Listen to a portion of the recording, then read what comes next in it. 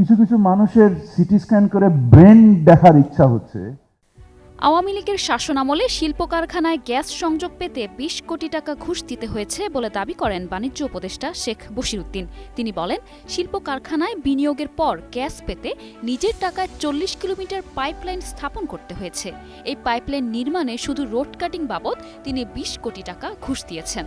২৩ November রাজধানীর একটি হোটেলে আয়োজিত এক সেমিনারে এসব কথা বলেন তিনি। শেখ বশিরউদ্দিন আরও বলেন, গ্যাসের জন্য জ্বালানি প্রতিমন্ত্রী নসরুল হামিদ বিপুর বাসার সামনে তাকে বৃষ্টিতে দাঁড়িয়ে থাকতে হয়েছে। তার কাছ থেকে অনেক লেকচার শুনতে হয়েছে। মিনিমাম সম্মানটুকু পর্যন্ত তিনি পাননি।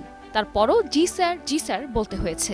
ওই সেমিনারে তিনি বিস্ময় প্রকাশ করে আরও বলেন, কিছু কিছু মানুষের সিটি স্ক্যান করে তাদের ব্রেন দেখার ইচ্ছে হচ্ছে তার। মানুষ কিভাবে এত ক্রিমিনাল হতে পারে বলেও তিনি আক্ষেপ প্রকাশ করেন। বাণিজ্য উপদেষ্টা শেখ বশিরউদ্দিন বলেন, বিগত আওয়ামী লীগ সরকারের সময়ে ব্যবসা বাণিজ্য ও জ্বালানি খাতে দেশ নৈরাজ্যের চরম সীমায় পৌঁছেছিল। সে সময় ব্যবসায়ীদেরও কোনো মর্যাদা ছিল না। তবে এখন সে পরিস্থিতি বদলেছে।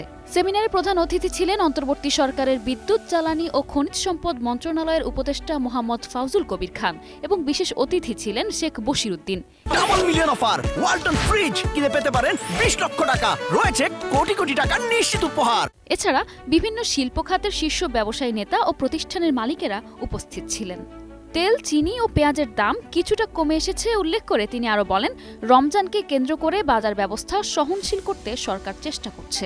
বিগত সরকারের সমালোচনা করে বাণিজ্য উপদেষ্টা বলেন, দেশে বিগত ১৫ বছরে একটি ক্রিমিনালাইজেশনের সভ্যতা গড়ে উঠেছিল। এ সময় রাষ্ট্র অসম্ভবভাবে বিভক্ত ও ভীত সন্ত্রস্ত ছিল। নিসা আলম, নিউজ ডেস্ক, ২১ টেলিভিশন।